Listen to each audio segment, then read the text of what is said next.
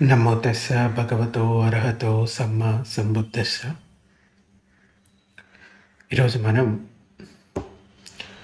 మధ్యమ నికాయలోని కాయాగతాను సతీ సూత్రం గురించి చెప్పుకుందాం. కాయాగతాను సతి అంటే కాయాగత సతి లేకపోతే కాయాగతాను సతి రెండు ఒకటే. శరీరం పైన ఎరుక అంటే శారీరకమైన ఎరుకని కాయాగత సతి అంటారు. కాయ అంటే శరీరం, గత అంటే కదలికలు లేకపోతే మూమెంట్స్, దాని పట్ల ఎరుక. ఈ కాయగత సతిని ఎలా పెంపొందించుకోవాలో, దాని వలన ఎటువంటి ప్రయోజనాలు కలుగుతాయో భగవానుడు ఈ సూత్రంలో చెప్పడం జరిగింది. ఈ కాయాగత సతి గురించి మనకి సతిపట్టణాల్లో కూడా వస్తుంది, ఆనాపానసతి సూత్రంలో కూడా వస్తుంది. అయినా కూడా ఒక ప్రత్యేకమైన సందర్భంలో కేవలం కాయాగత సతి గురించే భిక్షువులకి చెప్పిన సూత్రం ఇది. ఈ సూత్రం ఇలా మొదలవుతుంది: నేను ఇలా విన్నాను అని. ఒక సమయంలో భగవానుడు శ్రావస్తిలో చేతవనంలో అనాథపిండికుడి ఆరామంలో ఉంటున్నాడు. అప్పుడు అనేక మంది భిక్షువులు భోజనం చేసిన తర్వాత పిండపాతం నుండి తిరిగి వచ్చి ఉపస్థానశాలలో ఒక చోట చేరి కూర్చున్నప్పుడు వారిలో ఈ చర్చ మొదలైంది.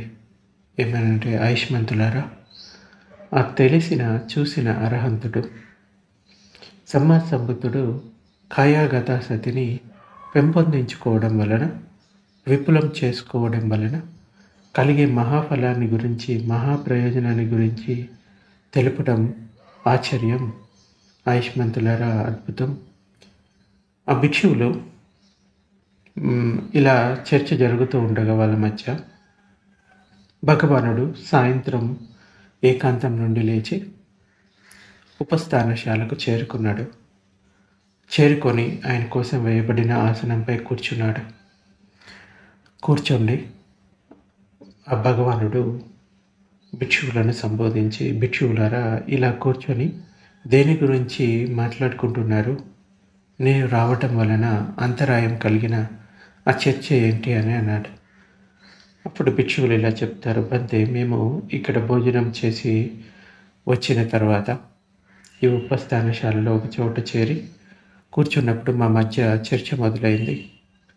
ఏమనంటే, ఆయుష్మంతులారా, ఆ తెలిసిన చూసిన అర్హంతుడు సమ్మా సంబుద్ధుడు కాయాగత సతిని పెంపొందించుకోవడం వలన, విపులం చేసుకోవడం వలన కలిగే మహాఫలాన్ని గురించి, మహాప్రయోజనాన్ని గురించి తెలుపడం ఆశ్చర్యం, ఆయుష్మంతులారా అద్భుతం.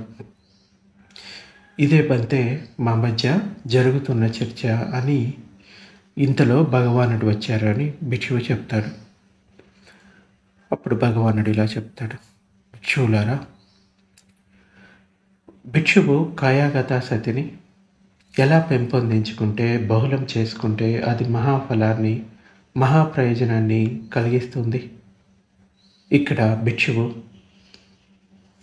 అడవికి పోయి, చెట్టు మొదటికి పోయి, లేకుంటే శూన్యాగారానికి పోయి పద్మాసనం వేసుకొని కూర్చోండి.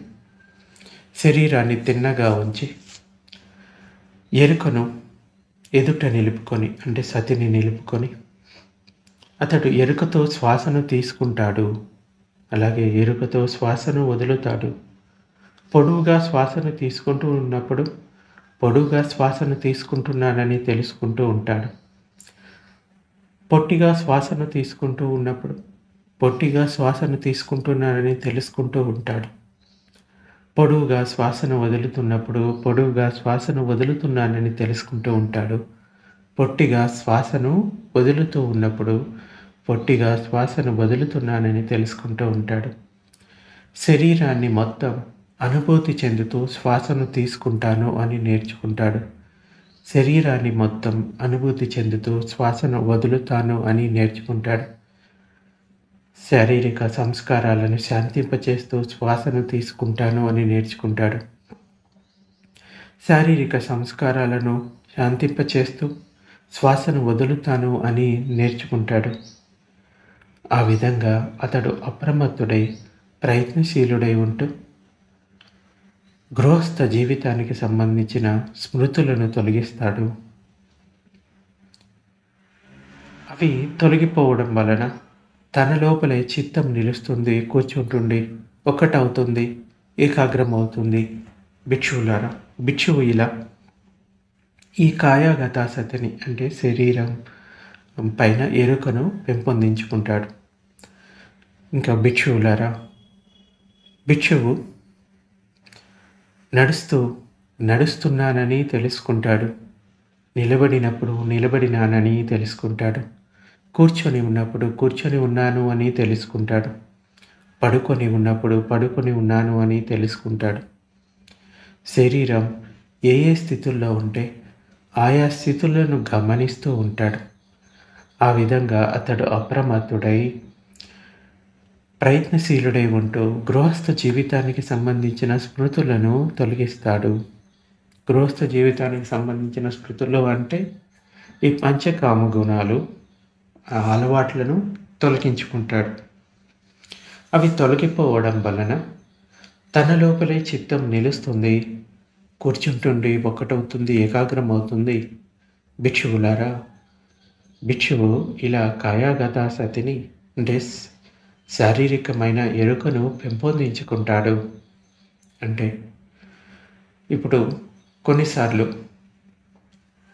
ఈ వాకింగ్ మెడిటేషన్ అంటే ఈ నడుస్తూ ఉన్నప్పుడు శరీర కదలికలపైన ఎరుకను పెంపొందించుకోవటం, అది చిన్నగా మొదలుపెట్టి అంటే ఉదాహరణకి మీ పాదాన్ని నేలకి తాకినప్పుడు ఆ తాకినటువంటి కదలిక, ఆ స్పర్శను గమనిస్తూ శరీరం ప్రతి కదలిక పట్ల ఎరుకను కలిగి ఉంటూ ఒక స్టెప్ తర్వాత ఇంకొక స్టెప్ మెల్లగా, దాంతోపాటు పూర్తి శరీరం పైన ఎరుకను ఉంచి అలా నడుస్తూ ఉండటం వల్ల ఈ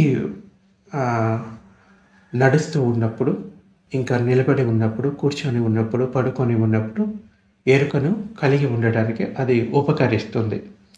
అంచేతనే వాళ్ళు వాకింగ్ మెడిటేషన్ అనేది చేస్తూ ఉంటారు. మళ్ళీ భిక్షువులారా, భిక్షువు వచ్చేటప్పుడు పోయేటప్పుడు సమగ్రమైన తెలివితో ఉంటాడు. ఇటు చూసేటప్పుడు అటు చూసేటప్పుడు సమగ్రమైన తెలివితో ఉంటాడు. శరీరాన్ని ముడుచుకునేటప్పుడు చాపుకునేటప్పుడు సమగ్రమైన తెలివితో ఉంటాడు. తన చీవరాలను అంటే సంగాటి, పాత్ర, చీవరాలను ధరించడంలో సమగ్రమైన తెలివితో ఉంటాడు. తినడంలో, త్రాగడంలో, నమలడంలో, రుచి చూడడంలో సమగ్రమైన తెలివితో ఉంటాడు. మూత్ర విసర్జనలో సమగ్రమైన తెలివితో ఉంటాడు. నడవడంలో, నిలబడటంలో, కూర్చోవడంలో, నిద్రలో, మెలకువలో, మాట్లాడడంలో, మౌనంలో సమగ్రమైన తెలివితో ఉంటాడు. అంటే ఇన్ని రకాల విషయాలపైన ఎరుకను కలిగి ఉండటం, సతితో ఉండటం, ప్రతి పని చేస్తూ ఉన్నప్పుడు కూడా ఎరుకతో చేస్తాడు. ఏదో హడావుడిగా చేసేయడం, ఒక పని చేస్తున్నప్పుడు ఇంకొక పని గురించి ఆలోచించడం, ఒక పని చేస్తూ ఇంకొక పనిని అంటే ఉదాహరణకి కొందరు ఆహారం తినేటప్పుడు మాట్లాడుతూ ఉంటారు, లేకపోతే టీవీ చూస్తూ ఉంటారు, లేకపోతే వేరే విషయం గురించి ఆలోచిస్తూ ఉంటారు. అలా కాకుండా ఆహారాన్ని తీసుకుంటూ ఉన్నప్పుడు, ఆ ఆహారాన్ని కలుపుతూ ఉన్నప్పుడు, ఆ చేతిని కలుపుతూ ఉన్నప్పుడు దాని పట్ల, ఆ కదలికల పట్ల ఎరుకుతూ ఉంటాడు. ముద్దగా చేసినప్పుడు అది తీసుకొని నోటి దాకా తెచ్చినప్పుడు కూడా ఎరుకుతూ ఉంటాడు. అలాగే ఆహారాన్ని ఈ నోటి లోపలికి తీసుకున్నప్పుడు, ఆ నాలుకకు తగులుతూ ఉన్నప్పుడు, ఆ నోటిలో నములుతూ ఉన్నప్పుడు దాని పట్ల కూడా సతితో ఉంటాడు. అది నమిలిన తర్వాత ఈ శరీరం లోపలికి వెళ్ళేటువంటి ప్రేగుల్లోకి వెళ్ళేటప్పుడు కూడా దాని పట్ల కూడా ఎరుకుతూ ఉంటాడు. ఇలా ఆహారాన్ని కలుపుతూ ఉన్నప్పుడు, తీసుకుంటూ ఉన్నప్పుడు, నములుతూ ఉన్నప్పుడు, దాన్ని లోపలికి తీసుకుంటూ ఉన్నప్పుడు పూర్తి సమగ్రమైన తెలివితో ఉంటాడు. సో, అలా ఎరుకతో ఉండటం అన్నది ఇక్కడ భగవానుడు చెప్తూ ఉన్నాడు. ఏ పని చేస్తూ ఉన్నా గానీ ఎరుకతో ఉండాలి. ముఖ్యంగా కొన్ని పాయింట్స్ ఇక్కడ చెప్పడం జరిగింది. ఏంటి? భిక్షువు వచ్చేటప్పుడు, పోయేటప్పుడు అంటే నడుస్తూ ఉన్నప్పుడు తెలివితో ఉంటాడు. అటు ఇటు చూసేటప్పుడు సమగ్రమైన తెలివితో ఉంటాడు. ముడుచుకునేటప్పుడు, చాపుకునేటప్పుడు సమగ్రమైన తెలివితో ఉంటాడు. తన పాత్ర చీవరాలను ధరించేటప్పుడు తెలివితో ఉంటాడు. తినడంలో, త్రాగడంలో, నమలడంలో, రుచి చూడడంలో సమగ్రమైన తెలివితో ఉంటాడు. మలమూత్ర విసర్జన చేసే టైంలో కూడా తెలివితో ఉంటాడు. స్నానం చేసేటప్పుడు ఎరుకతో చేయడం. ఇవన్నీ మనం పెంపొందించుకుంటే ఈ కాయగతానుసతిని పరిపూర్ణం చేసుకున్న వాళ్ళం అవుతాం. ఆ విధంగా అతడు అప్రమత్తుడై ప్రయత్నశీలుడై ఉంటూ గృహస్థ జీవితానికి సంబంధించిన స్మృతులను తొలగిస్తాడు. అవి తొలగిపోవడం వలన తన లోపలే చిత్తం నిలుస్తుంది, కూర్చుంటుంది, ఒక్కటవుతుంది, ఏకాగ్రమవుతుంది. భిక్షువులారా, భిక్షువు ఇలా కాయాగతానుసతిని పెంపొందించుకుంటాడు. ఇలా పెంపొందించుకుంటున్నప్పుడు కలిగే సమాధి ఏదైతే ఏకాగ్రత ఉందో అది చాలా స్ట్రాంగ్గా ఉంటుంది. మిగిలిన ఏకాగ్రత కన్నా కూడా ఈ సమాధి చాలా స్ట్రాంగ్గా వస్తుంది. ఇంకా భిక్షువులారా, భిక్షువు ఇదే శరీరాన్ని కింద అరికాలు మొదలుకొని పైన తల వెంట్రుకలు కింది చర్మం వరకు ఈ శరీరంలో ఉన్నటువంటి వెంట్రుకలు, రోమాలు, గోళ్ళు, దంతాలు, చర్మం, మాంసం, నరాలు, ఎముకలు, మజ్జ, ఇంకా మూత్రపిండాలు, గుండె, కాలేయం, ప్లీహం, ఊపిరితిత్తులు, పేగులు, పేగుల లోపలి భాగం, పొట్ట, మలం, పిత్తం, శ్లేమం, చీము, నెత్తురు, చెమట, కొవ్వు, కన్నీరు, ఇంకా వస, ఉమ్మి, చొల్లు, చీమిడి, లసిక, మూత్రం, ఈ నానా మలినాలు నిండి ఉన్నట్లుగా చూస్తాడు. ఈ నేను అనేది ఈ శరీరాన్ని చెప్తాము, మనసుని చెప్తాము. ఈ శరీరాన్ని గమనిస్తే ఇప్పుడు చెప్పుకున్న 32 శరీర భాగాలే ఈ శరీరం అని చెప్తాం. ఈ ఒక్కొక్క భాగాన్ని కనుక తీసేస్తే అప్పుడు ఈ శరీరం అని చెప్పగలుగుతాము. అంటే ఉదాహరణకి ఒక కారు ఉందనుకోండి, ఆ కార్ని బాడీ సపరేట్ చేసాము, చాసిస్ సపరేట్ చేసాము, ఇంజిన్ సపరేట్ చేసాము, దానికి ఉన్న చక్రాలు సపరేట్ చేసాము. అన్నీ సపరేట్ చేస్తే దాన్ని కార్ అని పిలవము. కానీ వాటన్నిటిని ఒక చోట చేర్చి దాన్ని చూసినప్పుడు దాన్ని కార్ అని పిలుస్తాము. అదేవిధంగా మన శరీరం కూడా ఒక్కొక్క భాగాన్ని విడివిడిగా చేస్తే అవి కేవలం శరీర భాగాలు మాత్రమే. వాటి నిజతత్వం ఏంటి? ఇవి కేవలం శరీర భాగాలు మాత్రమే. వీటిలో అందమైనది ఏదీ లేదు. కేవలం వాటన్నిటిని ఒక చోట చేర్చిన తర్వాత ఇది అందంగా ఉంది, అందంగా లేదు అని దాని పట్ల మోహాన్ని లేకపోతే వ్యతిరేకతను పొందుతారు. ఉదాహరణకి మన శరీరం పైన ఉన్న చర్మాన్ని కనుక తీసేస్తే అందరూ మాంసపు ముద్దలే. ఇక్కడ అందమైనది, అందంగా లేనిది అంటూ ఏది ఉండదు. ఈ చర్మమే మనకి అందంగా ఉందని, అందంగా లేదని, ఈ అశుభాన్ని శుభాన్ని మనం పెంపొందించుకుంటాము. కానీ నిజానికి ఈ సంజ్ఞ వల్ల అది జరుగుతుంది. అలా కాకుండా ఈ శరీరాన్ని ఉన్నది ఉన్నట్లుగా 32 శరీర భాగాలతోటి నానా మలినాలతో నిండి ఉన్నట్లుగా చూడాలి. ఇది కూడా కాయాగతానుసతిలో ఒక భాగమే. ఈ 32 శరీర భాగాలపైన ధ్యానించడం, ఇది కూడా ధ్యానంలో ఒక భాగమే. దీనివల్ల కొందరిలో ఈ లస్ట్ఫుల్ థాట్స్ వస్తాయి కదా, కామానికి సంబంధించిన ఆలోచనలు, అవి కొంచెంగా తగ్గి చిత్తం ఏకాగ్రతను పొందుతుంది. భిక్షువులారా, 2 వైపులా తెరిచి ఉన్న బస్తాలు ధాన్యం, పెసలు, బియ్యం, మినుములు, నువ్వులు, బియ్యం నూకలు నింపబడి ఉంటాయి. కన్నులు కలవాడు దానిని విప్పి చూసి ఇవి ధాన్యము, ఇవి బియ్యము, ఇవి పెసలు, ఇవి మినుములు, ఇవి నువ్వులు, ఇవి బియ్యం నూకలు అని వాటిని విడదీసి గుర్తిస్తాడు.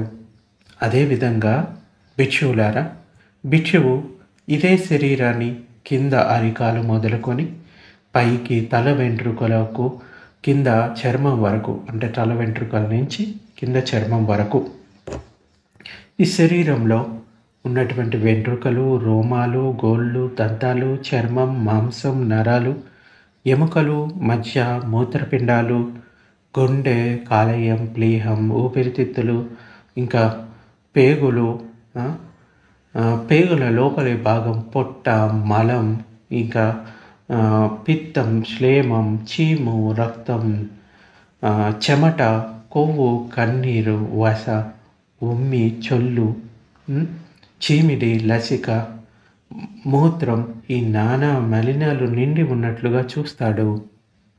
ఆ విధంగా అతడు అప్రమత్తుడై ప్రయత్నశీలుడై ఉంటూ గృహస్థ జీవితానికి సంబంధించిన స్మృతులను తొలగిస్తాడు. అవి తొలగిపోవడం వలన తన లోపలే చిత్తం నిలుస్తుంది, కూర్చుంటుంది, ఒక్కటవుతుంది, ఏకాగ్రమవుతుంది. భిక్షువులారా, భిక్షువు ఇలా కాయాగతానుసతిని, అంటే శరీరం పైన, అంటే శారీరకమైన ఎరుకను పెంపొందించుకుంటాడు. మళ్ళీ భిక్షువులారా, భిక్షువు ఇదే కాయాన్ని ఉన్నది ఉన్నట్లుగా చూస్తాడు. పృథ్వీధాతువు, జలధాతువు, అగ్నిధాతువు, వాయుధాతువులతో నిలిచిన దానిగా, కూర్చబడిన దానిగా చూస్తాడు. అంటే ఈ 4 ధాతువులని మనం ఈ శరీరంలో ఈ విధంగా చూడొచ్చు. ఏదైతే మాంసంగా ఉంటుందో, అంటే ఘనంగా ఉంటుందో, ఘన పదార్థంగా ఉంటుందో దాన్ని పృథ్వీ ధాతువుగా చూడొచ్చు. ఎముకలు, మాంసము, ఈ నరాలు, వీటన్నిటినీ కూడా మనం ఈ శరీరంలోని పృథ్వీ ధాతువుగా చూడొచ్చు. జలధాతువు అంటే మన లోపల ఉండే మూత్రము, ఇంకా చెమట, రక్తము, దీన్నంతటిని కూడా జలధాతువు కింద చూడొచ్చు. అగ్నిధాతువు అంటే మన శరీరంలో ఉండే ఉష్ణము, వేడిని అగ్నిధాతువు కింద చూడొచ్చు. ఇంకా వాయుధాతువు అంటే మన శరీరంలో ఉన్నటువంటి గ్యాసెస్, ఇంకా వాయువులు, లోపలికి తీసుకునే శ్వాస, బయటికి వదిలే శ్వాస, ఇవన్నీ కూడా వాయుధాతువుల కిందికి వస్తుంది. ఇలా ఈ 4 ధాతువులతోటి శరీరం ఉంది అనేది ఈ ధాతువుల పైన కూడా ధ్యానం చేయవచ్చు. దానివల్ల కూడా ఈ శరీరం కేవలం ధాతువులతో నిర్మితమై ఉంది, ఇక్కడ నేను, నాది అనేది ఏమీ లేదు, ఇక్కడ అందమైనది అనేది అంటే శుభమైనది అనేది ఏమీ లేదు అనేది దాంట్లో పెంపొందించుకుంటారు. అంచేత ఈ 4 ధాతువుల వల్ల కూడా ప్రజ్ఞ పెంపొందుతుంది. దీనివల్ల సమాధి కుదురుతుంది. ఇంకా ముందుకు వెళ్ళే కొద్దీ అనిశ్చత గురించిన అవగాహన కూడా పెరగడానికి, అనాత్మ గురించిన అవగాహన పెరగడానికి ఇది సహకరిస్తుంది. ఈ 40 సమాధిని పెంపొందించుకునే ధ్యానాలలో ఈ ధాతువుల పైన చేసే ధ్యానం కూడా ఒకటి. సో ఇది కూడా శరీరం పైన చేసే ధ్యానమే. అంచేత భిక్షువులారా, నిపుణుడైన గోఘాతకుని శిష్యుడు ఆవును చంపి 4 మార్గాల కూడలిలో భాగాల ప్రకారం విభజించి కూర్చున్నట్లుగా భిక్షువులారా, భిక్షువు ఈ శరీరాన్ని పృథ్వీధాతువు అని, జలధాతువు అని, అగ్నిధాతువు, వాయుధాతువులతో నిలిచిన దానిగా, కూర్చబడిన దానిగా చూస్తాడు. ఆ విధంగా అతడు అప్రమత్తుడై ప్రయత్నశీలుడై ఉంటూ గృహస్థ జీవితానికి సంబంధించిన స్మృతులను తొలగిస్తాడు. అవి తొలగిపోవడం వలన తన లోపలే చిత్తం నిలుస్తుంది, కూర్చుంటుంది, ఒక్కటవుతుంది, ఏకాగ్రమవుతుంది. భిక్షువులారా, భిక్షువు ఇలా కాయాగతాసతిని, అంటే శరీరం పైన ఎరుకను పెంపొందించుకుంటాడు. ఇంకా భిక్షువులారా, భిక్షువు శ్మశానంలో వదలబడిన శరీరాన్ని 1 రోజు, 2 రోజులు, 3 రోజులు గడిచిన దానిగా, ఉబ్బిన దానిగా, నల్లబడిన దానిగా, పురుగులు పడిన దానిగా చూస్తాడు. అతడు ఈ శరీరం కూడా ఇటువంటి లక్షణం కలదే, అంటే ఒక శరీరాన్ని చనిపోయిన తర్వాత ఆ శరీరాన్ని శ్మశానంలో 1, 2 రోజులు, 3 రోజులు ఉంచితే ఏమవుతుంది? ఉబ్బిపోతుంది, పురుగులు పడుతుంది, అది బాగా నల్లబడిపోతుంది. ఆ! అది పాడైపోతుంది, కుళ్ళిపోతుంది. అలాగే ఆ శరీరం ఎటువంటి స్వభావం కలిగిందో నా శరీరం కూడా ఇటువంటి లక్షణం కలదే, దీని నుండి తప్పించుకోలేదు అని భావిస్తాడు. ఇలా అశుభానుసతిని పెంపొందించుకుంటాడు. ఆ విధంగా అతడు అప్రమత్తుడై ప్రయత్నశీలుడై ఉంటూ గృహస్థు జీవితానికి సంబంధించిన స్మృతులను తొలగిస్తాడు. అవి తొలగిపోవడం వలన తన లోపలే చిత్తం నిలుస్తుంది, కూర్చుంటుంది, ఒక్కటవుతుంది, ఏకాగ్రమవుతుంది. భిక్షువులారా, భిక్షువు ఇలా కాయాగతానుసతిని అంటే శారీరకమైన ఎరుకను పెంపొందించుకుంటాడు. మళ్ళీ భిక్షువు శ్మశానంలో వదలబడిన శరీరాన్ని కాకులచే తినబడుతూ, గద్దలచే తినబడుతూ, రాబందులచే తినబడుచు, ఇంకా కుక్కలచే తినబడుచు, పులులచే తినబడుచు, చిరుతలచే తినబడుతూ, ఇంకా నక్కలచే తినబడుతూ, ఇంకా వివిధ ప్రాణులచే తినబడుతూ ఉన్నదాన్ని చూస్తాడు. అతడు ఈ శరీరం కూడా ఇటువంటి లక్షణం కలదే, దీని నుండి తప్పించుకోలేదు అని భావిస్తాడు. ఆ విధంగా అతడు అప్రమత్తుడై ప్రయత్నశీలుడై ఉంటూ గృహస్థ జీవితానికి సంబంధించిన స్మృతులను తొలగిస్తాడు. అవి తొలగిపోవడం వలన తన లోపలే చిత్తం నిలుస్తుంది, కూర్చుంటుంది, ఒక్కటవుతుంది, ఏకాగ్రమవుతుంది. భిక్షువులారా, ఇలా భిక్షువు కాయాగత సతిని అంటే శారీరకమైన ఎరుకను పెంపొందించుకుంటాడు. మళ్ళీ భిక్షువు శ్మశానంలో వదలబడిన శరీరాన్ని మాంసంతో, రక్తంతో, నరాలతో కప్పబడిన ఎముకల గూడులా చూస్తాడు. అలాగే మాంసం లేని, రక్తం లేని, నరాలు లేని ఎముకల గూడులా చూస్తాడు. ఇంకా మాంసము, రక్తము, నరాలు పోయిన ఎముకల గూడులా చూస్తాడు. నరాలు పోగా మిగిలిన ఒట్టి ఎముకలు దిక్కులు విదిక్కులలో వెదజల్లబడిన దానిగా చూస్తాడు. చేతి ఎముక ఒకచోట, కాలి ఎముక ఒకచోట, తొంటి ఎముక ఒకచోట, మోకాలి కింది ఎముక ఒకచోట, తొడ ఎముక ఒకచోట, కటి ఎముక ఒకచోట, ఇంకా కంటి ఎముక ఒకచోట, నడుము ఎముక ఒకచోట, భుజపు ఎముక ఒకచోట, ఇలా రకరకాలుగా పడి ఉన్నటువంటి వెదజల్లబడినటువంటి ఎముకలను చూస్తాడు. అతడు ఈ శరీరం కూడా ఇటువంటి లక్షణం కలదే, దీని నుండి తప్పించుకోలేదు అని భావిస్తాడు. ఆ విధంగా అతడు అప్రమత్తుడై ఈ ప్రయత్నశీలుడై గృహస్థ జీవితానికి సంబంధించిన విషయాలను వదిలిపెట్టి ఎరుకను పెంచుకొని, అప్రమత్తతను పెంచుకొని ఏకాగ్రతను పొందుతాడు. భిక్షువు ఇలా కాయగత సతిని అంటే శారీరకమైన ఎరుకను పెంపొందించుకుంటాడు. మళ్ళీ భిక్షువు శ్మశానంలో వదలబడిన శరీరాన్ని తెల్లని శంఖం వంటి ఎముకలు కలదానిలా, ఇంకా 3 ఏళ్ళు గడిచిన ఎముకల కుప్పగా, కుళ్ళిన వాటిలా, పొడి అయిన వాటిలా చూస్తాడు. అతడు ఇలా అనుకుంటాడు, ఈ శరీరం కూడా ఇటువంటి లక్షణం కలదే, దేని నుండి తప్పించుకోలేదు అని భావిస్తాడు. ఆ విధంగా అతడు అప్రమత్తుడై గృహస్థ జీవితానికి సంబంధించిన విషయాలను వదిలిపెడతాడు, ఆలోచనలను వదిలిపెడతాడు. అప్రమత్తతను పెంపొందించుకొని ఏకాగ్రతను పెంపొందించుకుంటాడు. భిక్షువు ఇలా కాయాగతానుసతి అంటే శరీరం పైన ఎరుకను పెంపొందించుకుంటాడు. ఇంకా భిక్షువు కామాల నుండి విడిపడి వితర్క విచారాలతో కూడినటువంటి, ప్రీతితో కూడినటువంటి మొదటి జ్ఞానాన్ని పొందుతాడు. అతని శరీరం వివేకం అంటే ఏకాంతం వలన ప్రీతి సుఖంతో తడిచిపోతుంది. అతని శరీరంలోని ఏ భాగము వివేకం వలన కలిగిన ఆ ప్రీతి సుఖంతో అంటే ఏకాంతం వలన కలిగిన ప్రీతి సుఖంతో స్పర్శించబడకుండా ఉండదు.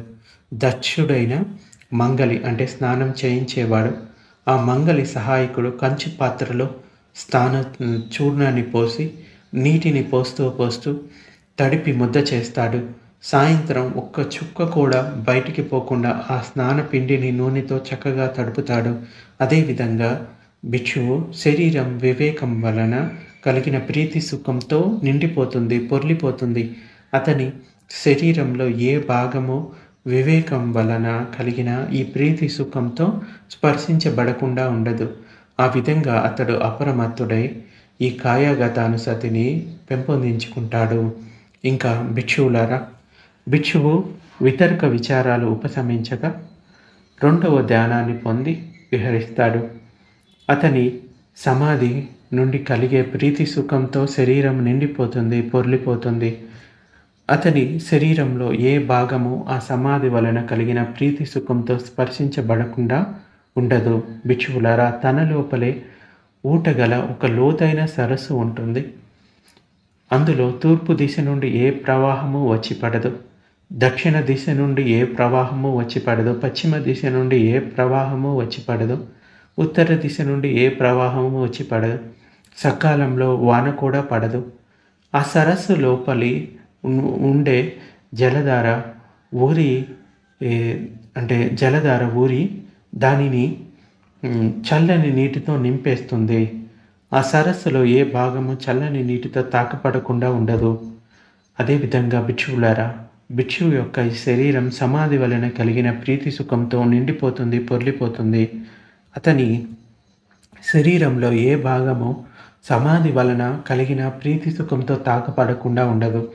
ఆ విధంగా అతడు అప్రమత్తుడై భిక్షువులారా, ఆ భిక్షువు కాయగత సతిని పెంపొందించుకుంటాడు. ఇంకా భిక్షువులారా, భిక్షువు ప్రీతి నుండి విరాగాన్ని పొంది మూడవ జ్ఞానాన్ని పొంది విహరిస్తాడు. అతని ఈ శరీరం ప్రీతి రహిత సుఖంతో నిండిపోతుంది, పొర్లిపోతుంది. అతని శరీరంలో ఏ భాగము ప్రీతిరహిత సుఖంతో తాకబడకుండా ఉండదు. భిక్షువులారా, ఒక కలువలా ఉండే పద్మాలు ఉన్న చెరువు, ఎర్ర కమలాల చెరువు లేకుంటే తెల్ల కమలాల చెరువు ఉంటుంది. వాటిలో ఒక కలువ లేదా ఎరుపు కమలం లేదా తెల్లని కమలం నీటిలో పుట్టి, నీటిలో పెరిగి, నీటిలోనే పుష్టి పొంది తల వరకు నీటిలోనే ఉన్నదనుకో, దానిని మొదలు వరకు అన్ని భాగాలు చల్లని నీటిని అంటకుండా ఉండవు. అదేవిధంగా అతని శరీరం ఈ ప్రీతి సుఖంతో నిండిపోతుంది, పొర్లిపోతుంది. మూడవ జ్ఞానంలో అతని శరీరంలో ఏ భాగము ప్రీతి రహిత సుఖంతో తాకబడకుండా ఉండదు. ఆ విధంగా అతడు అప్రమత్తుడై భిక్షువులారా, భిక్షువు ఇలా కాయగత సతిని పెంపొందించుకుంటాడు. ఇంకా భిక్షువులారా, భిక్షువు సుఖం పోగా దుఃఖం పోగా అంటే ఉపేక్ష స్థితి లభిస్తుంది. ఆ నాలుగవ ధ్యానాన్ని పొంది విహరిస్తాడు. అతడు ఇదే శరీరాన్ని పరిశుద్ధమైన మనస్సుతో నిర్మలం చేసి కూర్చుంటాడు. అతని శరీరంలో ఏ భాగము పరిశుద్ధమైన మనస్సుతో వ్యాపించబడకుండా ఉండదు. భిక్షువులారా, ఒకడు తెల్లని వస్త్రంతో తల వరకు ముసుగు వేసుకొని కూర్చున్నాడనుకో, అప్పుడు అతని శరీరంలో ఏ భాగము తెల్లని వస్త్రంతో కప్పబడకుండా ఉండదు. అదేవిధంగా భిక్షువులారా, భిక్షువు ఈ శరీరాన్ని పరిశుద్ధమైన మనస్సుతో నిర్మలం చేసి కూర్చుంటాడు. ఈ నాలుగవ ధ్యాన సమాధిలో అతని శరీరంలో ఏ భాగము పరిశుద్ధమైన మనస్సుతో వ్యాపించబడకుండా ఉండదు. ఆ విధంగా అతడు అప్రమత్తుడై ప్రయత్నశీలుడై ఉంటూ గృహస్థ జీవితానికి సంబంధించిన స్మృతులను తొలగిస్తాడు. అవి తొలగిపోవడం వలన తన లోపలే చిత్తం నిలుస్తుంది, కూర్చుంటుంది, ఒకటవుతుంది, ఏకాగ్రమవుతుంది. భిక్షువులారా, భిక్షువు ఇలా కాయగత సతిని పెంపొందించుకుంటాడు. భిక్షువులారా, కాయగత సతిని పెంపొందించుకున్న, బహుళం చేసుకున్నవాడు విద్యను ఉత్పన్నం చేసే కుశల ధర్మాలను కూడా తనలో చేర్చుకుంటాడు. మహాసముద్రాన్ని మనస్సుతో స్పర్శించినవాడు అందులో చేరిన నదులను కూడా తనలో చేర్చుకున్నట్లుగా భిక్షువులారా, కాయగత సతిని పెంపొందించుకున్న, విపులీకరించుకున్న వాడు విద్యను ఉత్పన్నం చేసే కుశల ధర్మాలను కూడా తనలో చేర్చుకుంటాడు. భిక్షువులారా, కాయగత సతిని పెంపొందించుకొని బహుళం చేసుకొని వానిలో మారుడు దిగటానికి అవకాశాన్ని, ఆలంబనాన్ని పొందుతాడు. భిక్షువులారా, ఒకడు బరువైన రాతి గుండును పచ్చి మట్టి కుప్పపైకి విసిరితే, భిక్షువులారా, ఆ బరువైన రాతి గుండు పచ్చి మట్టి కుప్పలోకి దిగిపోదా అంటే దిగిపోతుంది బంతే, అవును బంతే అని చెప్తాడు. అదేవిధంగా భిక్షువులారా, కాయగత సతిని పెంపొందించుకొని విపులం చేసుకొని వానిలో దిగటానికి మారుడు అవకాశాన్ని ఆలంబనాన్ని పొందుతాడు. భిక్షువులారా, చేవలేని ఎండిన కర్రను తీసుకొని ఒకడు ఉత్తరాణితో మదించి, అంటే ఈ కర్రతోటి నిప్పుని పుట్టిస్తాడు కదా, ఒక కర్రతోటి ఇంకొక కర్రని. అతడు ఆ ఉత్తరాణితో మదించి అగ్నిని వెలిగిస్తాను, తేజస్సును పుట్టిస్తాను అంటాడు. భిక్షువులారా, మీరు ఏమనుకుంటారు? ఆ పురుషుడు ఆ ఉత్తరాణితో, ఆ చేవలేని ఎండిన కర్రతో ఉత్తరాణితో మదించి అగ్నిని వెలిగించగలడా, తేజస్సును పుట్టించగలడా అని భగవానుడు అడుగుతాడు. అవును బంతే అని భిక్షువులు సమాధానం చెప్తారు. అదేవిధంగా భిక్షువులారా, కాయాగత అనుసతిని పెంపొందించుకొని విపులీకరించుకొని వానిలో దిగటానికి మారుడు అవకాశాన్ని ఆలంబనాన్ని పొందుతాడు. భిక్షువులారా, త్రిపాదిపై ఒక ఖాళీ కుండ పెట్టబడి ఉందనుకోండి. అక్కడికి ఒకడు నీటితో ఉన్న కుండను మోసుకొని వస్తాడు. భిక్షువులారా, మీరేమనుకుంటాడు? ఆ పురుషుడు అందులో నీటిని పోయగలడా అంటే అవును బంతే అని సమాధానం చెప్తారు. అదేవిధంగా భిక్షువులారా, కాయాగత సతిని పెంపొందించుకొని విపులీకరించుకున్న వానిలో దిగటానికి మారుడు అవకాశాన్ని ఆలంబనాన్ని పొందుతాడు. భిక్షువులారా, కాయాగత సతిని పెంపొందించుకున్న బహుళం చేసుకున్న వానిలో దిగటానికి మారుడు అవకాశాన్ని ఆలంబనాన్ని పొందలేడు. భిక్షువులారా, ఒక పురుషుడు తేలికగా ఉన్న దారపు ఉండను సారవంతమైన గట్టి తలుపు చెక్కపైకి విసురుతాడు. భిక్షువులారా, మీరేమనుకుంటారు? ఆ పురుషుడు ఆ తేలికగా ఉన్న దారపు ఉండను చేవగల ఆ తలుపు చెక్కపైకి దించగలడా? లేదు బంతే. అదేవిధంగా భిక్షువులారా, కాయాగత అనుసతిని పెంపొందించుకున్న విపులీకరించుకున్న వానిలో మారుడు, అంటే ఆ దిగడానికి అవకాశం లేదు. అంటే ఎవరైతే కాయాగత అనుసతిని పెంచుకుంటాడో మారుడు అతన్ని నాశనం చేయలేడు. ఎవరైతే పెంపొందించుకొని వాడు ఉంటాడో అతడు ఈ మారుడు దిగటానికి అవకాశం ఉంటుంది. సో ఆలంబనాన్ని పొందలేడు మారుడు. భిక్షువులారా, తడిగా ఉన్న పచ్చి కర్రను తీసుకొని ఒక ఉత్తరాణితో మదించి అగ్నిని వెలిగిస్తాను, తేజస్సును పుట్టిస్తాను అంటాడు. భిక్షువులారా, మీరు ఏమనుకుంటారు? ఆ పురుషుడు ఆ తడిగల పచ్చి కర్రను ఉత్తరాణితో మదించి అగ్నిని వెలిగించగలడా, తేజస్సును పుట్టించగలడా అంటే లేదు బంతే అంటే. అదేవిధంగా భిక్షువులారా, కాయాగత సతిని పెంపొందించుకొని బహుళం చేసుకున్న వానిలో మారుడు తాగగలిగినంత నీటితో దిగటానికి అవకాశాన్ని ఆలంబనాన్ని పొందలేడు. భిక్షువులారా, త్రిపాదిపై కాకి కూడా నీరు తాగగలిగినంత నీటితో నిండి ఉన్న కుండ పెట్టబడి ఉందనుకోండి. అక్కడికి ఒకడు నీటితో ఉన్న కుండను మోసుకొని వస్తాడు. భిక్షువులారా, మీరేమనుకుంటాడు? ఆ పురుషుడు అందులోని నీటిని పోయగలడా? లేదు బంతే. అదేవిధంగా కాయాగత సతిని పెంపొందించుకొని బహుళం చేసుకున్న వానిలో దిగటానికి మారుడు అవకాశాన్ని ఆలంబనాన్ని పొందలేడు. భిక్షువులారా, కాయాగత సతిని పెంపొందించుకొని బహుళం చేసుకున్నవాడు ప్రత్యక్ష జ్ఞానంతో సాక్షాత్కరించుకోదగిన ఏ ధమ్మాలనైనా ప్రత్యక్ష జ్ఞానంతో సాక్షాత్కరించుకోవాలనుకున్నప్పుడల్లా చిత్తాన్ని వంచి వాటిని సాక్షిగా చూడగలిగిన సతి ఆయితనాన్ని పొందుతాడు. భిక్షువులారా, కాకి కూడా నీరు తాగగలిగినంత నిండుగా నీటితో ఉన్న నీటి కుండ త్రిపాదిపై పెట్టబడి ఉన్నప్పుడు బలవంతుడైన వాడు అక్కడికి వచ్చి దాన్ని కదిలించినప్పుడల్లా అందులోని నీరు ఒలికిపోదా అంటే అవును బంతే, నీరు నిండుగా ఉంది కాబట్టి ఒలికిపోతుంది. అదేవిధంగా భిక్షువులారా, కాయాగతాన్ని సతిని పెంపొందించుకున్న బహుళం చేసుకున్నవాడు ప్రత్యక్ష జ్ఞానంతో సాక్షాత్కరించుకోదగిన ఏ ధమ్మాలనైనా ప్రత్యక్ష జ్ఞానంతో సాక్షాత్కరించుకోవాల్సినప్పుడల్లా చిత్తాన్ని వంచి వాటిని సాక్షిగా చూడగలిగిన సతి ఆయితనాన్ని పొందుతాడు. భిక్షువులారా, సమతలమైన భూమిలో చుట్టూ గట్టుతో ఉన్న చతురస్రాకార పుష్కరిణిలో కాకి కూడా నీరు తాగగలిగినంత నిండుగా నీరు ఉందనుకోండి.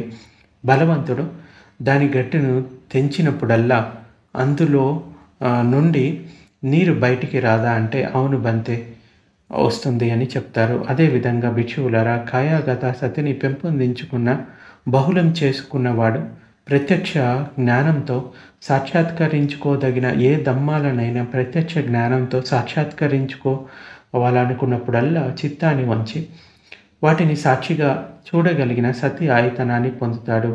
భిక్షువులారా, మంచి భూమిలో 4 వీధుల కూడల్లో మంచి గుర్రాలు పూంచబడిన రథం ఉంది. చర్ణకాలుతో కూడా సిద్ధంగా ఉన్నప్పుడు దాన్ని సమర్థుడు యోగ్యుడు అయిన అశ్వాలను దమించే సారథి అధిరోహించి ఎడమ చేతితో పగ్గాలు పట్టుకొని కుడి చేతితో చర్ణకోలును పట్టుకొని తాను కోరుకున్నట్లుగా ఏ వీధిలోనికైనా పోగలిగినట్లుగా భిక్షువులారా, కాయగతానుసతిని పెంపొందించుకున్న బహుళం చేసుకున్నవాడు ప్రత్యక్ష జ్ఞానంతో సాక్షాత్కరించుకోదగిన ఏ ధమ్మాలనైనా ప్రత్యక్ష జ్ఞానంతో సాక్షాత్కరించుకోవాలనుకున్నప్పుడల్లా చిత్తాన్ని వంచి వాటిని సాక్షిగా చూడగలిగిన సతి ఆయతనాన్ని పొందుతాడు. భిక్షువులారా, కాయాగత సతిని మళ్ళీ మళ్ళీ అభ్యసించినప్పుడు, పెంపొందించుకున్నప్పుడు, బహుళం చేసినప్పుడు, వాహనంగా చేసుకొనబడినప్పుడు, ఆధారంగా చేసుకోబడినప్పుడు, స్థిరపరచబడినప్పుడు, పరిచితం చేసుకోబడినప్పుడు అది ఈ 10 ప్రయోజనాలను కలిగిస్తుందని అనుకోవచ్చు. అంటే సాధనలో మనస్సుకు రతితో పాటు అరతి అంటే ఆనందించడం, ఆనందించలేకపోవడం కలిగినప్పుడు అతడు ఆ ఆరతిని సహించడు. అంటే ఆనందించలేకపోవడం సహించడు. పుట్టిన అరతిని తొలగిస్తాడు. ఇంకా భయభీతులు కలిగినప్పుడు అతడు ఆ భయభీతులను సహించడు. పుట్టిన భయభీతులను తొలగిస్తాడు. చలిని, వేడిని, ఆకలిని, దప్పిని, కందిరీగలను, దోమలను, గాలిని, పాములు, తేళ్ళు వీటిని సహిస్తాడు. చెడుగా మాట్లాడబడిన చెడ్డ మాటలను, ఇంకా దుఃఖకరమైన, తీవ్రమైన, కటువైన, అనంగీకరమైన, అసంతోషకరమైన ప్రాణులను తోడివేసే శారీరకమైన బాధలను సహిస్తాడు. ఇప్పటికిప్పుడే సుఖ విహారాన్ని కలిగించే ఉన్నత మనస్సుకి చెందిన 4 ధ్యానాలను కష్టం లేకుండా నిరాటంకంగా ఎప్పుడంటే అప్పుడు పొందగలుగుతాడు.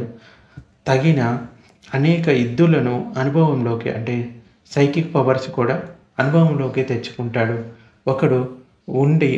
ఒకడుగా ఉండి అనేకులు అవుతాడు. అనేకులుగా ఉండి ఒకడవుతాడు. ప్రత్యక్షం అవుతాడు. మాయమవుతాడు.